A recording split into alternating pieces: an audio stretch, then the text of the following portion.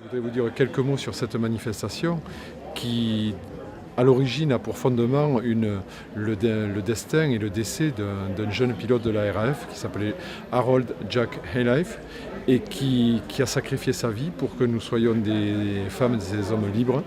Et chaque année, c'est vraiment quelque chose de fondateur sur notre commune. Aux alentours du 4 août, selon la disponibilité des dates, nous commémorons sa mémoire. Et franchement, chaque année, nous sommes plus nombreux, ce qui veut dire que le goût du sacrifice est encore présent parmi nous. Le goût de la chose juste aussi. C'est ce qui est en grande partie à l'origine de mon engagement. J'allais dire en politique, non, mais dans la vie publique. En 1944, j'avais 14 ans. J'avais 14 ans. J'étais avec mes parents, là en bas, et à 2 kilomètres à vol d'oiseau à peu près. Et j'ai vu les deux avions passer. Le premier mais ils étaient très bas, sans doute pour ne pas être vus par la DCA ou quelque chose comme ça. Et ils passaient au-dessus d'un petit bois, puis le second fumait. On avait entendu derrière la colline de gros bruits, ça a éclaté, bien sûr, on ne le savait pas, mais c'était le train de Port-Sainte-Marie. Et puis après, ici, sur Limon, on a entendu encore du bruit. Qu'est-ce que c'était? On n'en savait rien.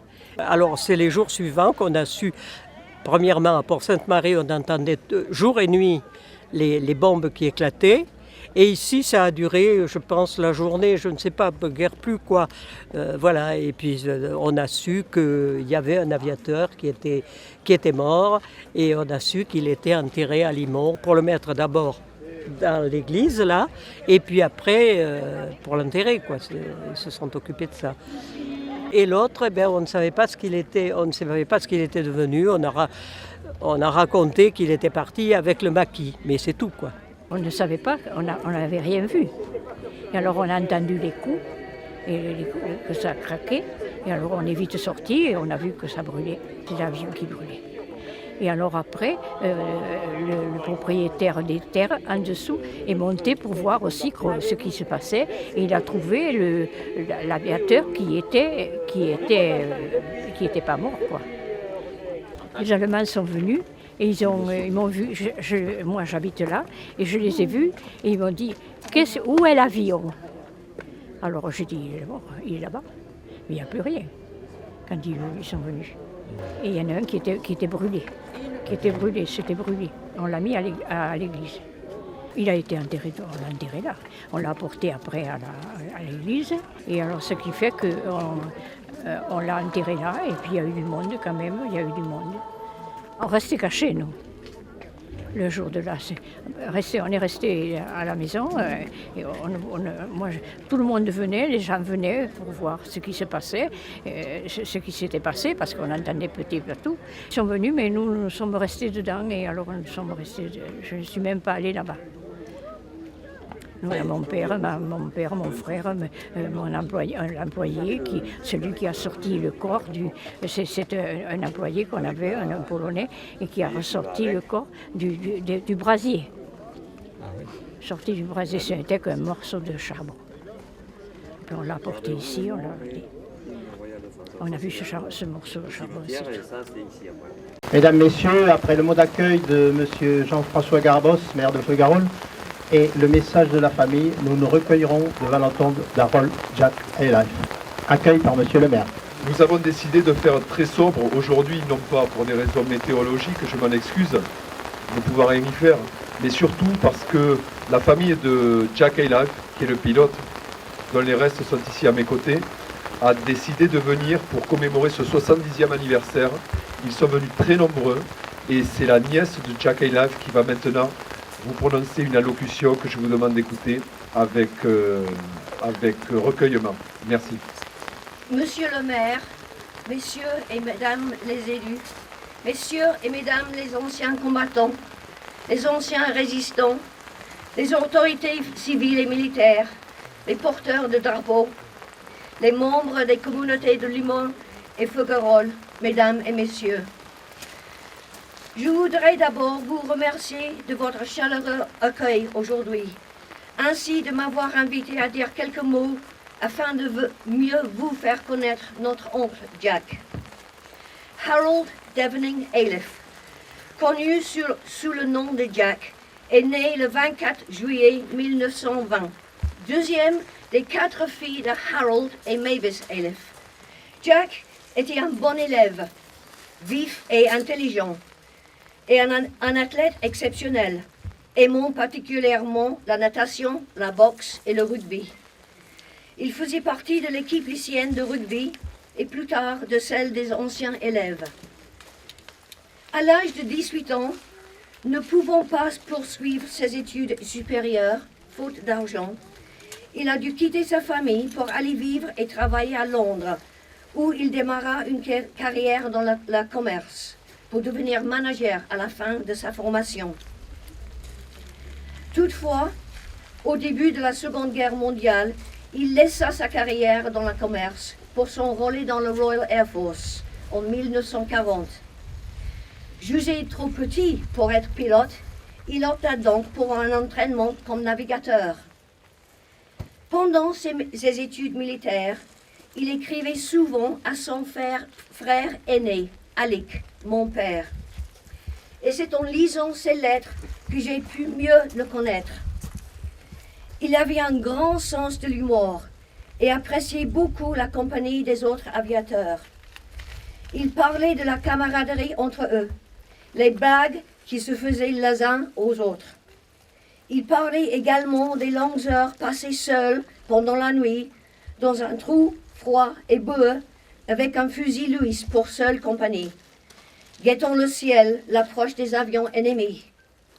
Une fois, il échappa de justesse aux éclats d'obus d'une bombe tombée proche de son poste. Son entraînement nécessitait qu'il se déplace souvent, et ses lettres décrivent plusieurs endroits en Grande-Bretagne et les États-Unis. À l'université de Miami, il fut l'un des premiers opérateurs de radio à être formé à l'usage du nouvel instrument qui était le radar. D'après ses lettres, il est clair qu'il n'aimait pas le climat humide et chaud de Miami, et surtout pas les piqûres de moustiques, dont il rigolait beaucoup avec son frère.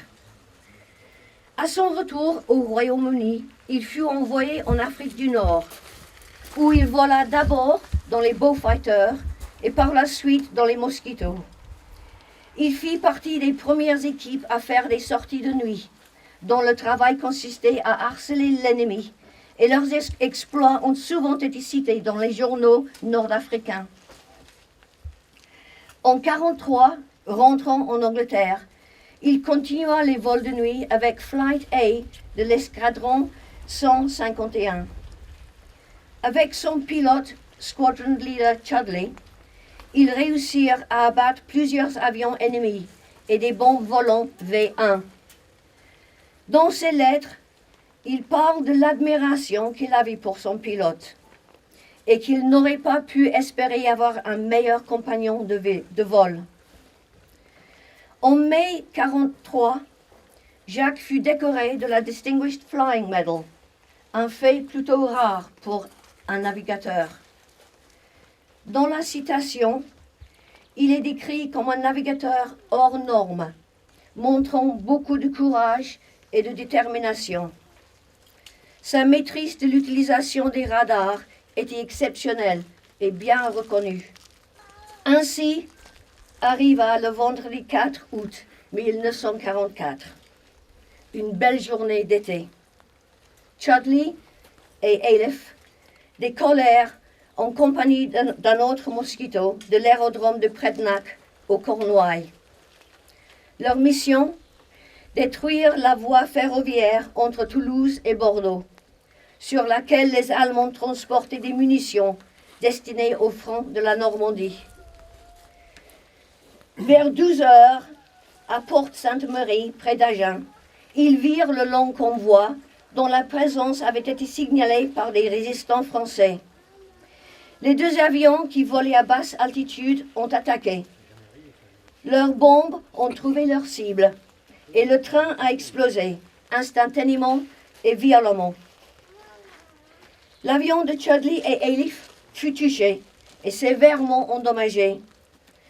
Le pilote fut donc obligé d'atterrir dans la zone occupée.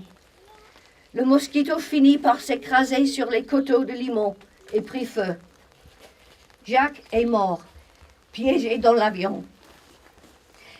Les mêmes villageois qui ont aidé le pilote à s'échapper de l'enfer ont réussi à récupérer le corps de Jacques dès qu'ils ont pu s'approcher de l'avion en feu, malgré le danger des munitions qui explosaient autour d'eux et de l'extrême chaleur.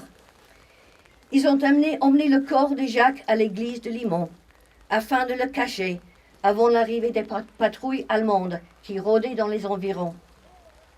Plus tard, Jacques fut enterré au cimetière de Limont, comme s'il était un habitant du village, évitant ainsi d'être pris par l'ennemi. Le pilote fut récupéré par des résistants des Landes, avec qui il demeura jusqu'à ce qu'il fût récupéré par les troupes alliées.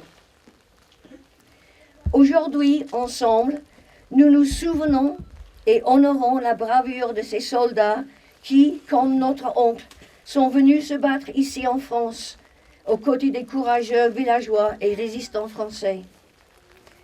En dernier lieu, je me rejoins à ma famille pour exprimer toute notre reconnaissance à ceux d'entre vous qui, d'année en année, ont fait l'effort de garder vivante la mémoire de notre oncle Jack et pour le soin apporté à sa tombe. Merci du fond du cœur.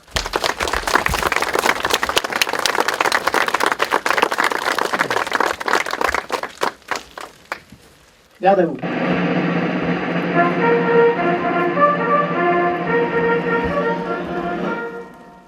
Dépôt de bouquet au nom des 3 frères de Jacques Ayrault par ses neveux.